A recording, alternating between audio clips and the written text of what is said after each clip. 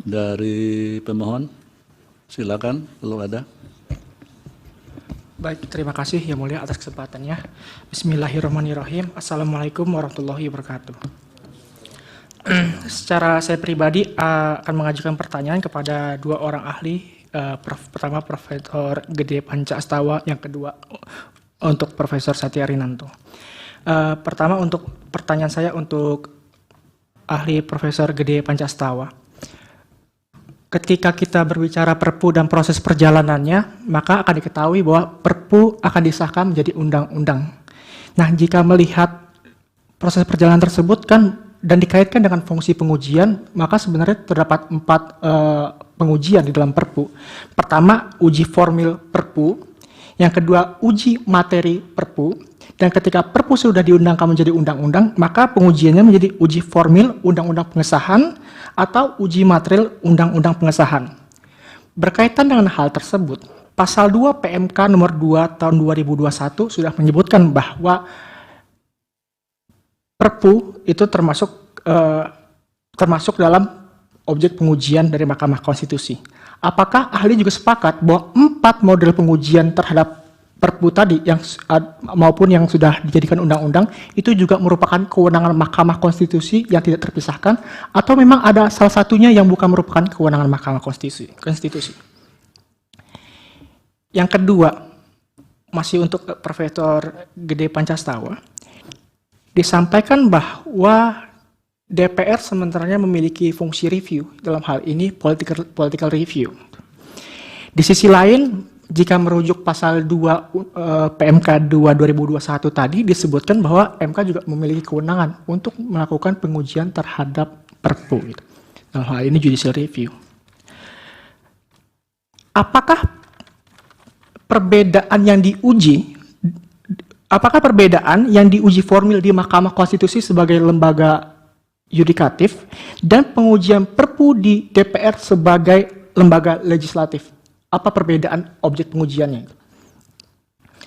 Kemudian yang ketiga, Profesor Gede juga mengatakan bahwa pengesahan Perpu menjadi undang-undang itu tapi memang tidak terpaku waktu. Sementara pemahaman kami dalam putusan Mahkamah Konstitusi nomor 43 tahun 2020 halaman 385 disebutkan bahwa, izin saya bacakan, bahwa terhadap fakta hukum tersebut menurut Mahkamah, frasa persidangan yang berikut dalam pasal 22 ayat 2 Undang-Undang Dasar 1945 haruslah dimaknai apabila Perpu itu diajukan pada masa reses, sehingga jika Perpu diajukan pada rentang waktu pelaksanaan masa sidang DPR sebagaimana diatur dalam Tatip DPR 2020, maka frasa persidangan yang berikut harus diartikan sebagai persidangan pengambilan keputusan oleh DPR seketika setelah Perpu ditetapkan oleh Presiden dan diajukan kepada DPR. Artinya, meskipun Perpu ditetapkan dan diajukan oleh Presiden pada masa sidang DPR sedang berjalan, maka DPR haruslah memberikan penilaian terhadap RUU penetapan Perpu tersebut pada sidang pengambilan keputusan di masa sidang DPR yang sedang berjalan tersebut. Jika membandingkan pendapat Profesor Gede tadi dengan pertimbangan Hakim Konstitusi di sini, apakah memang tidak ada limitasi waktu? Selanjutnya masih bicara mengenai limitasi waktu. Prof mengatakan bahwa tidak terpaku waktu. Tapi kalau melihat pasal 22 ayat 2, pasal 22 ayat 2 Undang-Undang Dasar 45 dikatakan bahwa harus mendapat persetujuan DPR dalam persidangan yang berikut. Lagi dan lagi, apakah benar memang tidak ada limitasi waktu sehingga Perpu yang seharusnya kegentingan memaksa tadi itu diambil sikapnya oleh DPR menjadi sesuatu yang, mohon maaf bagi kami, menjadi Perpu menjadi sepele karena bisa ditunda-tunda. Selanjutnya pertanyaan untuk Profesor Satya Arinanto. Dari slide yang disampaikan bahwa intinya yang saya pahami bahwa terdapat alasan kegentingan memaksa. Alasan kegentingan memaksa tersebut adalah alasan ekonomi. Mohon izin Prof, bisakah Prof menjelaskan atau menceritakan pengalaman pendidikan formal atau informal Prof sehingga dapat menilai atau membaca data ekonomi sehingga dapat menilai atau membaca data-data ekonomi untuk menyatakan sebagai kedaruratan pada persidangan ini? Ini kan demikian kalau dari saya. Terima kasih. Masih ada? Masih ada yang mulia. Ya, silakan.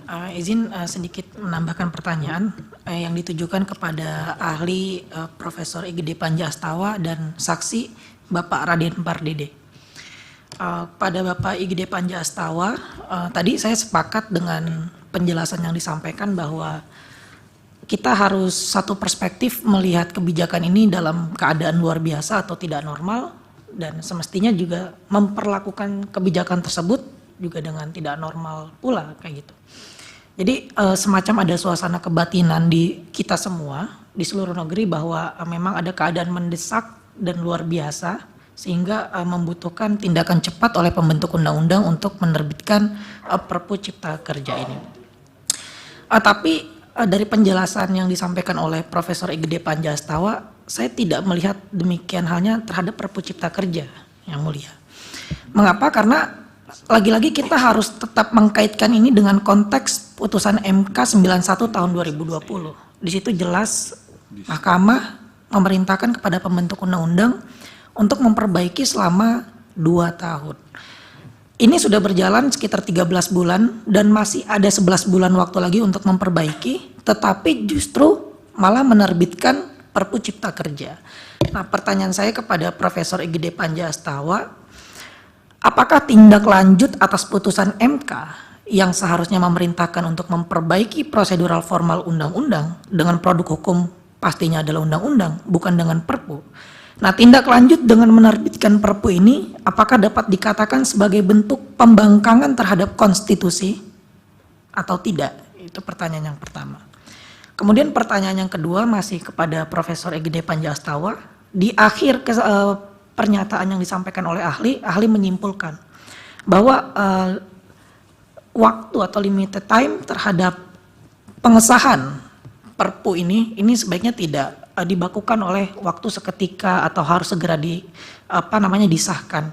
Jadi yang penting tadi dikatakan selama ada controlling atau reviewing terhadap Perpu tersebut, selama ada kontrol dan review terhadap Perpu tersebut. Jadi waktu ini tidak menjadi penting. Nah, logika saya seperti ini. Ini pendapatnya seperti contradictio interminis, karena kalau misalnya Perpu itu dikatakan adalah produk hukum yang mengandung aspek ikhwal kegentingan memaksa, artinya di sana ada limited time, ada waktu yang harus segera terbatas. Karena kalaupun kita melakukan komparasi kepada beberapa negara yang juga kami uraikan yang mulia dalam permohonan, di beberapa negara itu ada keterbatasan waktu terhadap hidup terhadap suatu hidup Perpu. Jadi pertanyaan saya adalah apakah penting atau tidak untuk kita memberikan pembatasan waktu terhadap DPR dalam hal mengesahkan produk hukum yang ditetapkan oleh pemerintah berupa Perpu itu. Kemudian pertanyaan yang ketiga yang mulia, izin kami ajukan kepada Bapak Raden Pardede. Tadi dalam rapat dengar pendapat umum juga sudah dijelaskan bahwa kami sudah mengundang ahli-ahli. Ini saya tidak mengerti mengapa ahli yang tadi diundang yang bahkan yang disebutkan yang mereka pro terhadap Undang-Undang Cipta Kerja, tapi tidak juga mengundang beberapa ahli yang kontra seperti yang kami hadirkan. Pertanyaan saya seperti ini, Bapak Raden Pardede, karena apakah dalam rapat dengar pendapat umum tersebut itu ada pembahasan mengenai perbaikan atas Undang-Undang Cipta Kerja atau tidak? Karena kita ketahui bahwa pasca putusan MK ini kan perbaikan terhadap Undang-Undang Cipta Kerja ini sudah masuk prolegnas nih. Tapi kenapa jadinya malah belok ke Perpu? Nah, alasan dibalik itu apa kayak gitu? Apakah karena memang alasan ekonomi semata yang juga sudah kami bantah dalam permohonan atau seperti apa ketika dalam rapat dengar pendapat umum tersebut? Itu pertanyaan tambahan dari saya yang mulia. Dan ada beberapa tambahan dari prinsipal sebanyak 2 orang. Ya, silakan.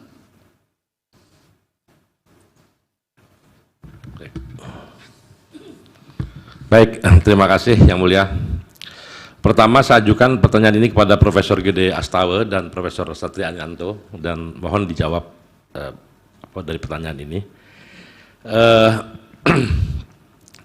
Pertama, bagaimana bila Perpu dibuat justru menimbulkan kekacauan di masyarakat karena subjektivitas presiden itu dianggap bentuk penghambaan pada korporasi maupun oligarki berupa legalisasi keserakahan atau keuntungan yang tidak normal dan mengabaikan kepentingan rakyat banyak, sehingga menimbulkan gejolak di mana-mana dan tidak mungkin ada pemblokiran pelabuhan, pemblokiran jalan dan sebagainya karena kemarahan terhadap ini. Apakah hal seperti ini menjadi subjektivitas presiden yang dibenarkan?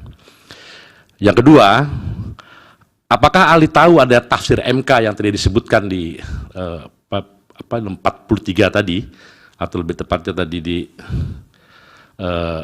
yang dibacakan oleh, bahwa saking pentingnya ketika sidang berjalan pun maka Perpu itu harus disidangkan pada masa itu juga, bukan pada sidang berikutnya, pada masa itu juga disidangkan. Itu adalah tafsir dari MK. Saudara ahli tidak mengutip ini. Pertanyaan saya, apakah saudara ahli tidak tahu adanya keputusan MK seperti ini atau sengaja menyembunyikan? Kalau sengaja menyembunyikan, ya ini tidak lagi objektif. Kalau tidak tahu, gugurlah sebagai ahli, karena hal yang paling penting dari persidangan ini, inti daripada inti sidang ini adalah mereka melakukan pengesahan keluar dari peraturan yang ada, yaitu yang bahkan sudah ditafsirkan oleh MK itu sendiri. Pertanyaan saya juga berikutnya adalah, adakah lembaga yang lebih otoritatif, yang lebih superior, lebih hebat ya daripada MK untuk menafsirkan satu undang-undang dasar atau undang-undang mengenai sesuatu? Kalau menurut saksi ahli ada, itu siapa? Kalau tidak ada, maka harusnya ahli setuju dengan putusan MK yang menyatakan sidang berikutnya itu adalah secepat-cepatnya. Intinya begitu. Bahkan sidang yang sedang sidang itu juga harus dilakukan. Kemudian saksi fakta Saudara Raden Pardede. Apa penjelasan Saudara Raden Pardede ketika 9 hari sebelum Perpu lahir, yaitu 21 Desember 2022, Menteri Keuangan Saudara Pardede yang Ibu Sri Mulyani mengatakan dengan gagah dan tersenyum ria lah kira-kira begitu, perekonomian Indonesia stabil, modal bagus menuju 2023. 9 hari kemudian Indonesia akan menghadapi kegentingan yang luar biasa karena perang Rusia dan Ukraina dan lain-lain sehingga dikeluarkan Perpu. Apakah memang Menteri Keuangan Saudara Pardede yang Anda maksudkan itu secepat itu? Jangkauannya hanya 9 hari. Padahal setahu saya Menteri Keuangan itu harus bisa menjangkau pikirannya setahun, 2 tahun, 3 tahun, bahkan 10 tahun ke depan. Tapi 9 hari langsung dibatalkan. Tolong jawab pertanyaan saya, apakah iya Menteri Keuangan itu secepat itu, atau memang ada satu yang luar biasa sehingga keluarnya Perpu? Dan apakah juga Menteri Keuangan tidak tahu bahwa 10 bulan sebelumnya telah terjadi perang Ukraina dan Rusia yang dimulai bulan Februari kalau tidak salah itu. Udah mulai perang dan dia tidak tahu sehingga mengatakan seperti itu, tangguh, kokoh dan sebagainya. Kemudian yang keempat, Saudara Saksi Zulfian Safrian. Saya mengakui tentang UMKM itu adalah bagus. Banyak terobosan-terobosan di situ. Tapi ini mengandung 11 karakter. Ya, jadi jujur kita tidak dalam membahas UMKM.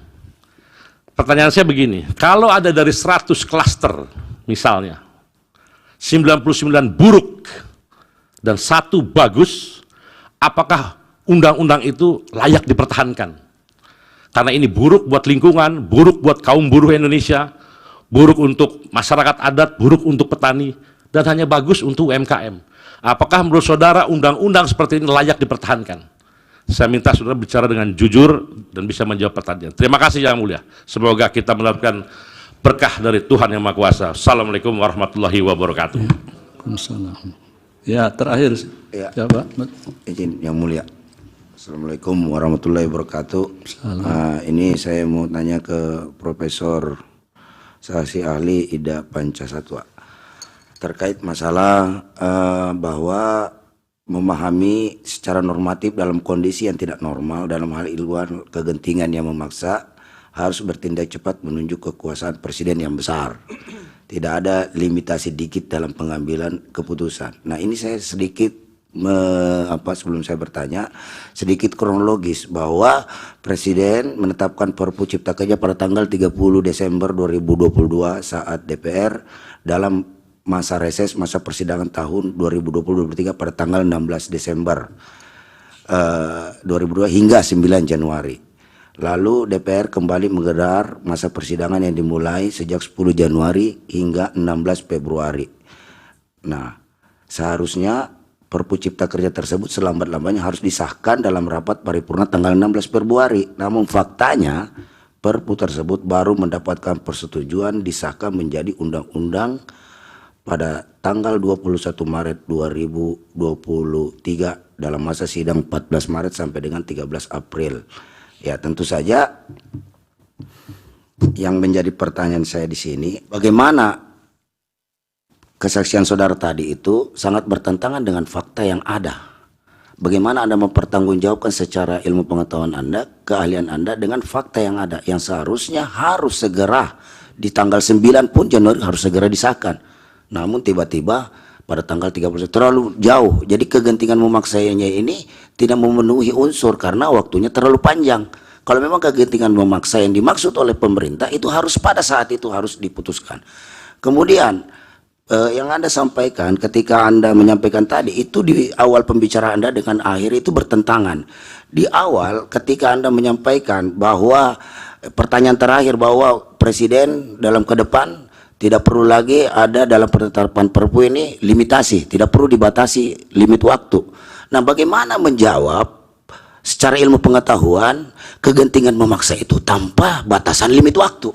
Justru kegentingan memaksa ini harus dibatasi dengan limit waktu. Menurut saya Pak Ahli, ya, walaupun saya bukan profesor, tapi kegentingan memaksa itu harus dibatasi dengan waktu. Menurut saya, bagaimana pertanggungjawabannya secara ilmu pengetahuan tentang ini? Dan tolong jawab secara ilmu pengetahuan. Dan sekali lagi dalam kesempatan ini saya ingatkan, sebagai seorang ilmuwan yang memiliki pengetahuan, kita boleh salah, tapi tidak boleh bohong dalam menyampaikan sesuatu kepada publik. Demikian, terima kasih. Assalamualaikum warahmatullahi wabarakatuh. Waalaikumsalam. Baik, terima kasih. Dari kuasa Presiden ada pertanyaan atau sudah cukup? Silakan. Terima kasih Mulia, kami sudah cukup yang Mulia. Ya, baik. Silakan ahli Prof. Pak Hakim dulu ada. Oh ya, yang mulia Pak Wahid silakan. Terima kasih yang mulia Ketua. Pertama terima kasih kepada kedua narasumber atau ahli Prof. Astawa dan Prof. Satria Arinanto dan juga saksi Zulfian Safrian dan Raden Pardede.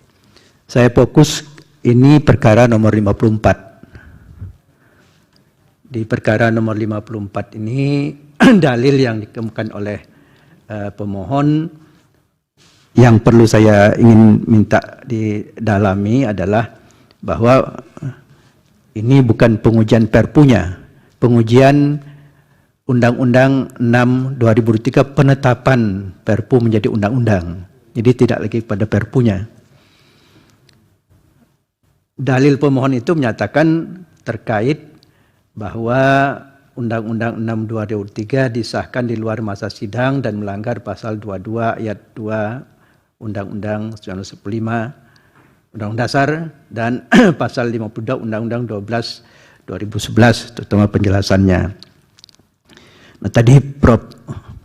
Pak Astawa sudah menyatakan ya diperlukan tafsir dan diserahkan kepada mahkamah gitu dengan ada sedikit ya irah-irah rambu-rambu dan lain sebagainya. Di Prof. Satria Arinanto juga di terakhir di tertulisnya menyatakan bahwa terkait perdebatan masa persidangan yang berikut dalam pasal 22 itu sama pendapatnya dengan keterangan DPR tanggal 17 Juli 2023 ya. Nah, yang ingin saya ini pertanyakan pertama ya pembentuk undang-undang itu sudah 2 kali membuat tafsir tentang persidangan yang berikut. Pertama ketika Undang-Undang 10/2004 tentang putusan perundang-undangan, kemudian itu waktu itu di pasal 25 ayat 1 dan penjelasannya yang disebut persidangan berikut adalah persidangan DPR yang hanya diantarai satu masa reses. Kemudian diganti dengan Undang-Undang 12/2011 di pasal 52 ayat 1 di penjelasannya yang dimaksud dan persidangan yang berikut adalah masa sidang pertama DPR setelah peraturan pemerintah itu ditetapkan. Jadi sebetulnya hanya redaksi, tapi inti dari penjelasan itu strict sekali bahwa ya yang dimaksud itu adalah masa sidang yang berikutnya. Jadi ketika pemohon ini menyatakan dan ternyata bahwa setujuinya itu pada masa sidang yang keempat melewati masa sidang yang berikutnya ini, dan ingin saya pertanyakan satu saja ke Prof. Satria Arinanto, apakah ahli dimintakan konsultasi terkait bahwa ini akan disetujui pada masa sidang yang bukan pada masa sidang berikut itu? Dan apakah ahli waktu itu memberikan pandangan, pendapat ya terhadap itu? Jadi saya itu saja, karena di makalah ini sudah cukup jelas diuraikan, tapi terkait alasan pemohonan di perkara 54 ini yaitu, dan itu apakah ahli, terutama Pak Satria Arinanto itu ditanya dikonsultasikan bahwa ini DPR tidak akan menyetujuinya pada paripurna yang masa sidang berikut, tapi kemudian pada sidang yang keempat atau setelahnya baru ditanya, dan bagaimana pendapat dari Prof. Saya kira itu saja yang ingin saya minta penegasan saja gitu ya. Terima kasih Yang Mulia Ketua. Ya, terima kasih Yang Mulia. Yang Mulia Prof. Yani, silakan. Baik, terima kasih Yang Mulia Pak Ketua. Saya singkat saja karena sudah banyak yang menyampaikan pendapatnya. Saya kepada ahli Prof. Gede dan Prof. Satya. Jadi tadi saya mendengar dan menyimak bahwa berkaitan dengan pembentukan Perpu ini harus kita lihat dalam perspektif keabnormalan begitu. Kalau kemudian ini dikaitkan dengan keabnormalan, apakah kemudian proses pembahasannya untuk kemudian ditetapkan itu juga mestinya melewati fase yang keabnormalan, tidak disamakan dengan pembahasan sebuah undang-undang. Itu bagaimana kemudian perspektif dari kedua ahli? Itu saja, terima kasih. Ya, baik, terima kasih Yang Mulia. Yang Mulia Pak Manahan, silakan. Baik, terima kasih Yang Mulia Pak Ketua. Saya kepada Pak Panca Astawa, demikian juga kepada Prof. Prof. Satya Arinanto, hubungan yang tadi antara teori Fries-Hermesen itu ada beberapa teori memang mengenai soal Fries-Hermesen itu. Namun di sini yang ditonjolkan oleh Prof. Panca Astawa itu melakukan tindakan tanpa harus terikat sepenuhnya pada undang-undang. Ini yang fokusnya yang mau saya tanyakan, dihubungkan dengan adanya putusan nomor 91 tahun 2020 itu, di mana putusan itu memberikan perintah untuk melakukan perbaikan secara formal terhadap Undang-Undang Cipta Kerja itu, dan masa waktu yang sudah ditentukan itu juga. Nah, dalam hal ini saya mau men-compare antara pertimbangan melakukan tindakan tanpa harus terikat dengan undang-undang itu tadi, dihubungkan dengan adanya constraint waktu, dan adanya tadi di Perpu nomor 2 2020 itu ada 4 yang pokok pertimbangan ekonomi yang saya kutip dari pertimbangan dikeluarkannya Perpu nomor 2 2020 itu. Nah, pertanyaan saya, apakah ada kepentingan itu, ya, kepentingan ekonomi yang alasan yang 4 tadi itu menjadi hal yang lebih diutamakan, ya, daripada melakukan perintah yang ada di dalam putusan nomor 91 tahun 2020 itu. Nah, ini juga saya perlu tanyakan kepada Prof. Ananto, karena juga dalam sidang-sidang yang telah dilakukan oleh DPR dan pemerintah itu juga mungkin diminta pendapat saudara ahli, apa kira-kira pertimbangan yang memberikan arah sehingga lebih kepada pembentukan Perpu daripada perbaikan undang-undang Cipta Kerja itu, sehingga itu yang dijadikan jalan keluar untuk menghadapi apa yang disebut tadi kegentingan yang memaksa dengan adanya teori Fries Emerson itu. Demikian yang mulia, saya kembalikan kepada Pak Ketua. Ya, baik, terima kasih yang mulia. Ya, yang terakhir yang mulia Prof. Saldi, silakan. Terima kasih Pak Ketua. Ini pertanyaan singkat saja untuk kedua ahli.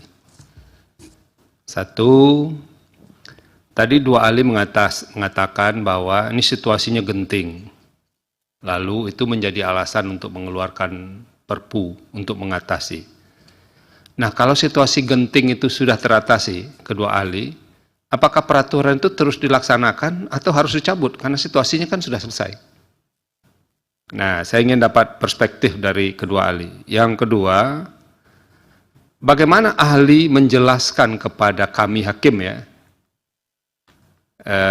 kalau putusan MK itu memerintahkan perbaikan Undang-Undang Ciptaker itu dilakukan dalam bentuk undang-undang, lalu tiba-tiba dilakukan dalam bentuk Perpu. Ini saya mau minta penjelasan dari aspek hukum, secara hukum, bagaimana kedua ahli menjelaskan perintahnya bentuk undang-undang, tapi kemudian dijawab dengan Perpu. Tolong ini dijelaskan. Karena ini kan poin krusialnya ada di dua tempat. Salah satunya ada ini soal undang-undang yang diperintahkan tapi keluarnya dalam bentuk Perpu. Nah, itu saja, terima kasih. Baik, terima kasih yang mulia. Dipersilakan yang pertama Prof. Gede Pancastawa, ya, silakan untuk menanggapi beberapa pertanyaan tadi.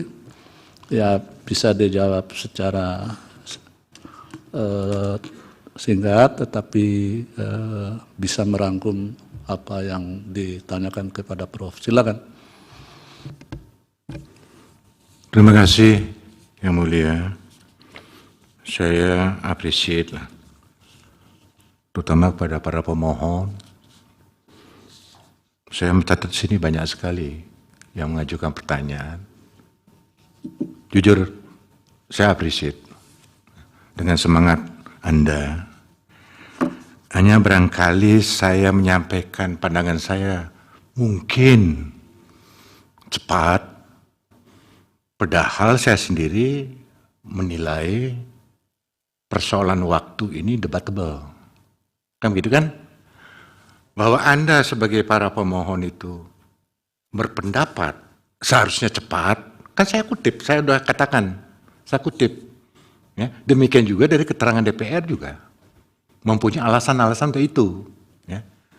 Atas dasar itulah kemudian saya memberikan saran, kan, barangkali karena cepat ya, saya berikan saran sebaiknya kita serahkan kepada yang mulia majelis hakim untuk memutus secara bijak. Harapan saya apa? Jujur saya akui bahwa saya memang tidak tahu seperti yang ditanyakan oleh prinsipal. Karena ketidaktahuan saya, makanya baik kita serahkan kembali kepada yang mulia majelis hakim. Untuk apa? mengatasi debatable yang ada ini gitu loh. Karena poin dari pertanyaan-pertanyaan yang diajukan tuh fokus kepada persoalan limitasi waktu. Ya. Dari pemohon menghendaki secepatnya. Kalau di sini DPR ada juga alasan-alasannya kenapa tidak bisa cepat gitu. Nah tentu saja sulit kan untuk mencari menengahi ini. Saya sarankan, silakan kita serahkan kepada Yang Mulia. Hanya dengan catatan saya katakan, semacam kisi-kisi lah, tanpa bermaksud untuk mendahului gitu loh. Bagi saya yang penting adalah controlling dari Dewan. Dan terlebih mengakomodir apa yang menjadi perintah dari putusan MK. Yang berkaitan dengan apa? Meaningful participation. Kan itu yang ingin Anda kendaki ya. Karena itu makanya saya serahkan. Itu saran saya gitu loh. Ya, dalam ini saya objektif, saya tidak berpihak pada siapapun gitu. Dan saya akui secara jujur saya tidak tahu putusan MK tentang yang demikian itu yang tadi dikutip oleh yang prinsipal yang ada di belakang gitu ya. Kemudian banyak sekali pertanyaannya ini. Saya coba ringkas saja nih. Yang kedua, perbedaan pengujian antara MK dan DPR. Ya. Tentu saja berbeda. Yang Mulia di sini itu menyidang dalam kapasitas menilai dari sisi wet matah, pertimbangan hukumnya. Ya. Sementara DPR dia mereview dari sisi politikal, dari sisi legislatif, posisinya sebagai badan legislatif, dua hal yang berbeda tentu saja. Dia tidak mereview dari sisi hukum DPR itu. Sementara sekali lagi MK ini dari sisi wet matah, ya jelas berbeda itu. Kemudian kalau ada yang kelewat, saya juga mendukung. Oh nih soal siapa lagi lembaga yang memiliki otoritas selain MK? Memang nothing, tidak ada, hanya MK. Dalam pandangan saya juga saya katakan tadi tegaskan bahwa Mahkamah Konstitusi ada the sole interpreter of Constitution. Kan sudah tegas saya katakan tidak ada. Ya, saya tidak menafikan itu dan saya hormat pada MK ini. Saya menghargai itu. Saya pikir itu dari pemohon karena poinnya kepada persoalan limitasi waktu aja sebetulnya. Kemudian dengan segala hormat juga saya mencoba untuk menyampaikan jawaban atas apa yang ditanyakan oleh Yang Mulia. Mana dia nih? Oh ini. Yang Mulia Wahidin. Memang betul Yang Mulia bahwa yang dipersoalkan itu adalah dari sisi penetapan Perpu menjadi undang-undang. Dilihat dari sisi pengujian secara formilnya gitu. Terutama yang berkaitan dengan lagi-lagi soal waktu ini. Benar, saya setuju dengan Yang Mulia. Jadi bukan kepada Perpunya, ditetapkannya Perpu menjadi Undang-Undang Nomor 6 tahun 2023. Nah, ini persoalan sidang berikutnya memang jujur aja saya katakan, kalau kita simak baik-baik, peraturan pemerintah itu disampaikan kepada DPR pada persidangan yang berikut. Logika saya tidak seketika itu, gitu. Sidang yang berikut. Bahwa kemudian MK memutus lain, kembali pada penafsiran MK. Ya kita harus hargai. Kalau saya, dalam pandangan saya, pada persidangan yang berikut artinya tidak pada saat DPR bersidang disampaikan. Tapi memang prinsipnya, kalau bisa cepat mengapa harus lama? Prinsipnya. Kan gitu kan?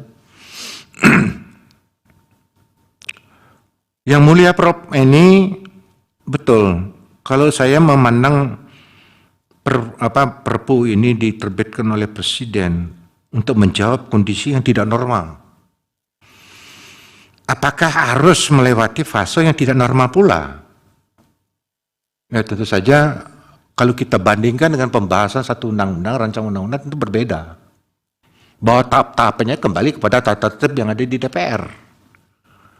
Sekali lagi, biar jangan sampai misal terjadi potensi penyimpangan terhadap dasar-dasar konstitusional sebuah negara konstitusi atau negara hukum, memang itulah pentingnya segera diakhiri Kalau memang dijumpai di Tenggarai ada penyimpangan dasar konstitusional ataupun dasar negara hukum, ya.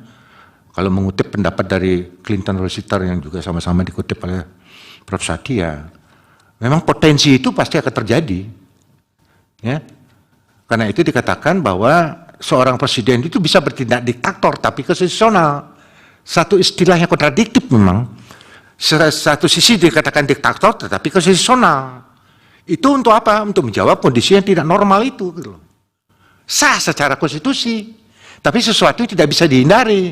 Nah, untuk mencegah jangan sampai dia berlarut bertindak diktator, itulah pentingnya controlling dari DPR itu. Gitu.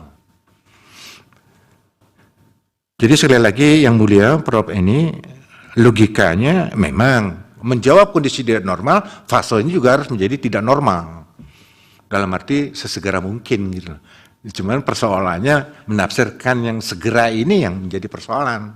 Karena itu saya jujur saya nggak bisa menjawab. Gimana mengatasi dua perbedaan yang ada ini, saya serahkan kepada yang mulia. Nah, yang mulia Manahan Stompul, yang Pres Hermessen tanpa terikat pada satu undang-undang, namanya juga kewenangan bebas yang mulia. Yang namanya juga vrije bevoegdheid, tentu dia memang tidak terikat. Kan tadi saya katakan dalam pandangan saya, satu-satunya yang menjadi koridor pembatas adalah asas-asas umum pemerintahan yang baik. Karena itu, Undang-Undang Nomor 30 2014 tentang administrasi pemerintahan, di mana syarat-syarat untuk menerbitkan suatu tindakan berdasarkan pada diskresi, di antaranya tidak boleh bertentangan undang-undang dengan peraturan perundang-undang, itu kemudian direvisi oleh Undang-Undang Cipta Kerja. Kenapa? Pemikiran yang melatar belakangi rumusan yang berkaitan dengan syarat-syarat diskresi itu menurut saya keliru. Karena itu Undang-Undang Cipta Kerja yang merevisi dihilangkan itu. Tidak boleh bertentangan dengan peraturan perundang-undangan, dihilangkan. Saya setuju. Namanya juga kewenangan bebas, cuman memang sebebas apapun harus hati-hati. Karena ibaratnya seorang administrasi negara, dalam ini misalnya presiden, ketika dia menggunakan kewenangan diskresi itu, ibaratnya dia berada di tepi jurang. Kalau tidak hati-hati terjun bebas. Ketidakhati-hatian inilah yang dikoridori oleh asas-asas umum pemerintahan yang baik. Tidak didasarkan pada peraturan perundang-undangan yang ada. Kalau dia terikat pada peraturan perundang-undangan yang ada, itu namanya habon dan bevoegdheid, kewenangan terikat. Wajib hukumnya dia harus mematuhi aturan yang ada, yang memberikan kewenangan pada dia. Tapi begitu bicara tentang diskresi, memang dia tidak wajib. Namanya juga kewenangan bebas, itu yang mulia. Ahli, ya, ini sekalian ya, kalau putusan MK itu merintahkan undang-undang, itu bagi presiden kewenangan bebas jadinya, atau bagi pembentuk undang-undang, atau kewenangan terikat? Jadi justru saya mau menjawab ini, pertanyaan yang mulia tadi. Justru dalam rangka menjawab putusan MK ini, kalau yang mulia baca kesadaran menimbang itu, ketika dia menjawab dengan kesadaran menimbang yang ada, diantaranya dalam melaksanakan putusan MK itu, karena di situ seperti tadi saya katakan, dia dihadapkan seorang presiden, dihadapkan oleh kemungkinan yang akan terjadi. Kalau ini ditunggu dalam bentuk perbaikan undang-undang, tentu saja membutuhkan waktu. Karena itu segera untuk mengatasi ini, jangan sampai apa yang dikhawatirkan terjadi, diambillah satu tindakan dalam bentuk perpu. Justru memenuhi keinginan atau perintah dari putusan MK itu seperti yang tertera di dalam kesadaran menimbang itu yang mulia. Kalau saya menjawab tegas, saya katakan ini dalam rangka menetapkan undang-undang. Hanya memang diterbitkan dalam bentuk perpu karena dihadapkan oleh kondisi yang tidak normal. Tidak normal itu berarti seperti yang dikatakan oleh Prof. Satya itu tidak mesti harus menunggu negara itu bangkrut. Atau kalau sesuatu kekhawatiran itu sudah terjadi, enggak begitu maksudnya. Makanya tadi saya sampaikan, yang namanya diskresi Pres Hermessen itu adalah mempertimbangkan, memperkirakan, menduga, dan menilai. Gitu Yang Mulia. Jadi mohon maaf kalau ada yang terlewat, tapi mudah-mudahan tidak, karena memang fokus kepada persoalan limit waktu. Demikian Yang Mulia. Terima kasih. Baik, terima kasih ahli. Selanjutnya Prof. Satya Arinanto, silakan. Terima kasih Yang Mulia. Tadi pertama menanyakan latar belakang pendidikan. Jadi mungkin singkat aja, sejak saya lulus S1 itu memang di Fakultas Hukum, tapi waktu itu dekan saya almarhum Profesor Charles Simawan menasihatkan supaya saya jangan belajar masalah hukum tata negara dan hak asasi manusia aja, tapi belajarlah ya aspek-aspek ekonomi. Jadi ketika saya kebetulan mendapat beasiswa, itu saya ambil juga mata kuliah yang terkait dengan aspek ekonomi ya. Itu misalnya waktu itu ada tentang EEC Law, itu tahun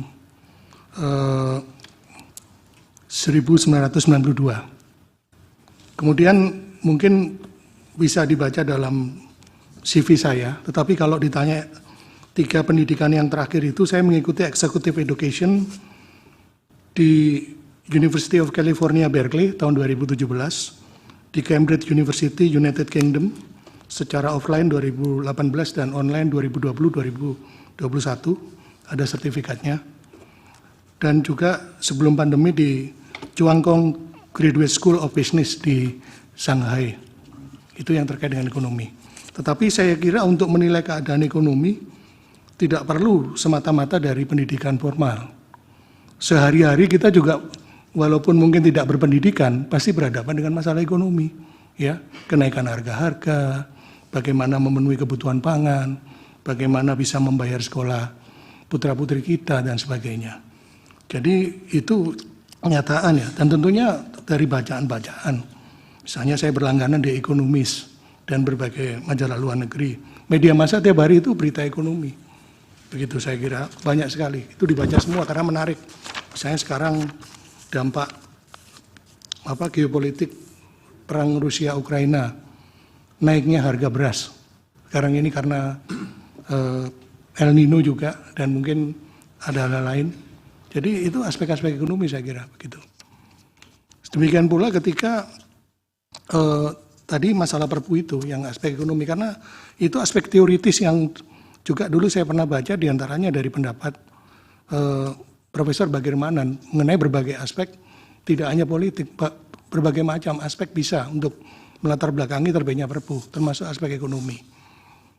Nah kemudian tadi mengenai beberapa pertanyaan tadi yang juga termasuk dari prinsipal ya. Mohon maaf kami tadi sudah disumpah, jadi nggak ada maksud untuk berbohong di sini, karena itu di bawah Al-Quran saya. Ya, mohon tidak disebutkan, jangan bermaksud berbohong. Tidak ada dalam kamus hidup saya, apalagi di bawah sumpah. Tadi Anda lihat sendiri tadi. Ya. Putusan-putusan MK itu ya tentunya kita pelajari. Tapi kan ada perkembangan. Ini sekaligus untuk Yang Mulia Hakim Konstitusi Wahidudin Adams ya. Memang ada peraturan-peraturan yang menyebutkan mengenai makna kegentingan yang maksa tadi dalam Undang-Undang 10 2004 dan sebagainya ya, dan seterusnya, karena dulu saya juga ikut membantu di Dirjen Kumdang dulu ya, waktu itu ya, untuk menyusun dari Undang-Undang 10 2004 itu. Tapi kemudian dalam perkembangan juga ada putusan MK yang menekankan pada meaningful participation. Nah, bagaimana mengakomodir beberapa peraturan perundang-undangan termasuk putusan MK itu, sehingga menjadi undang-undang yang baik. Kan begitu yang dihadapi oleh pemerintah saya kira. Sekaligus menjawab pertanyaan Yang Mulia Profesor Saldi Isra, memang putusan MK waktu itu memerintahkan perbaikan atau dalam bentuk undang-undang. Tapi kemudian dalam proses perbaikan, pemerintah mencari-cari juga ini bagaimana formatnya, karena juga dari pemodal yang atau investor yang sudah memberikan dananya juga mereka bersiap-siap cabut juga begitu. Sementara ada perkembangan perekonomian yang mohon izin nanti ditambahkan oleh Pak Raden Pardede sebagai ekonom. Itu menunjukkan ada kecenderungan bahwa kita akan menghadapi permasalahan perekonomian dalam tahun 2023 ini. Ada beberapa indikator yang nanti Pak Raden Pardede lebih tahu dari saya nanti daripada saya ditanya latar belakang pendidikan ya. Nah ini menyebabkan kita mengambil alternatif. Sebenarnya Perpu itu hanya bentuknya saja, tetapi perbaikan-perbaikan yang diperintahkan oleh Yang Mulia Hakim Konstitusi itu dilaksanakan. Misalnya ada perbaikan di sektor ketenagakerjaan, ini terkait alih daya atau outsourcing dan juga terkait upah minimum, dan ketiga terkait perubahan kata cacat menjadi disabilitas dalam ini yang sekarang. Kemudian perubahan dari jaminan produk halal atau sertifikasi halal itu juga dilakukan ya, di mana ini menyangkut perluasan pemberian fatwa halal. Itu tidak hanya MUI pusat, tetapi ada MUI provinsi, MUI kabupaten kota, Majelis Permusyawaratan Ulama Aceh, atau Komite Faktual Produk Halal. Yang kedua juga ada penegasan pernyataan halal bagi usaha menengah, usaha mikro, dan kecil. Yang ketiga ada pengembangan kerjasama dengan BPJPH, dan sebagainya. Kemudian juga dilakukan harmonisasi pengaturan dengan Undang-Undang Nomor 7 Tahun 2021 tentang harmonisasi peraturan perpajakan dan Undang-Undang Nomor 1 Tahun 2002 tentang hubungan keuangan antara pemerintah pusat dan daerah. Kemudian pengelolaan sumber daya air menyangkut pelaksanaan sumber air berupa pengalihan alur sungai dan sanksi kegiatan sumber air berupa pengalihan alur sungai tanpa persetujuan. Juga ada perbaikan teknis penulisan yang menyangkut huruf yang tidak lengkap atau typo yang waktu itu juga pernah dipermasalahkan awal-awal ya, rujukan pasal atau ayat yang tidak tepat, kesalahan ketik, judul atau nomor, urut, bab, bagian, paragraf, pasal, ayat, dan butir yang tidak sesuai. Jadi ini beberapa perbaikan yang dilakukan yang juga untuk melaksanakan putusan Yang Mulia Hakim Konstitusi. Kemudian tadi yang dari Yang Mulia Hakim Konstitusi Manahan Sotompul sudah, maupun Ibu Prof. Eni Nurbaningsih sudah dijelaskan ya. Kalau saya sendiri tadi sudah tercakup dalam teori, konsep, dan model mengenai hukum tata negara darurat yang saya jelaskan tadi. Jadi itu tidak saya ulangi lagi karena tadi sudah ada di dalam paparan saya. Demikian mungkin kalau tadi sudah ya, yang Prof. Saldi juga kegentingan itu ya kalau sudah bisa diatasi kita kembali ke keadaan normal, saya kira begitu. Dengan beberapa teori, model, dan konsep ATN darurat tadi itu juga saya setuju pada hal itu. Walaupun ada penelitian bahwa Indonesia itu mengikuti legislatif model, tapi teori dan konsep itu tampaknya di Indonesia terpengaruh oleh beberapa pakar itu tadi. Ada 4 macam kelompok teori itu tadi. Nah dalam hal ini memang kita belum bisa melakukan klaim, karena sejauh ini yang tadi saya katakan juga pasal 22 ini masih asli, masih pasal asli. Kalau kita hanya melihat, mencoba membuka-buka literatur mengenai original intent, tidak banyak yang kita temukan mengenai pasal 22 itu. Begitu.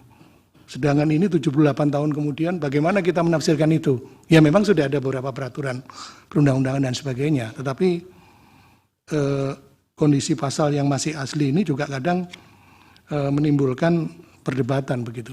Sama saja misalnya kita mendengar orang menekankan supaya kita selalu bermusyawarah sebelum mengambil keputusan. Tapi di UUD 45 pasalnya itu justru menyuruh MPR menetapkan dengan suara terbanyak. Itu pasal 2 ayat 3, belum dirubah pasalnya, Yang Mulia, juga para pemohon. Bahwa segala putusan MPR ditetapkan dengan suara terbanyak.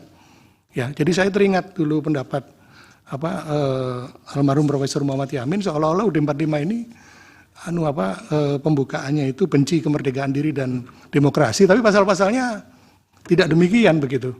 Nah, siapa yang kita salahkan ya? Saya tidak berani menyalahkan founding fathers karena dulu kan itu merupakan undang-undang dasar kilat atau revolusi groundwet seperti yang dikatakan Bung Karno. UUD 45 adalah revolusi groundwet. Nanti kalau kita sudah bernegara, kita buat undang-undang dasar yang baru. Tapi kenyataannya setelah berapa kali mengalami perubahan undang dasar, kita kembali ke UUD 45 lagi, gitu, dengan dekret Presiden tahun 59 ya, Kepres 150 tahun 59 itu begitu. Jadi ini yang mungkin bisa saya tanggapi, mudah-mudahan tidak ada yang terlewat, dan mungkin bisa juga nanti mohon izin ditambahkan aspek ekonomi oleh saksi sebagai ahli ekonomi. Demikian yang mulia, terima kasih. Ya, baik, terima kasih Prof. Ya, langsung ke saksi Pak Raden Pardede.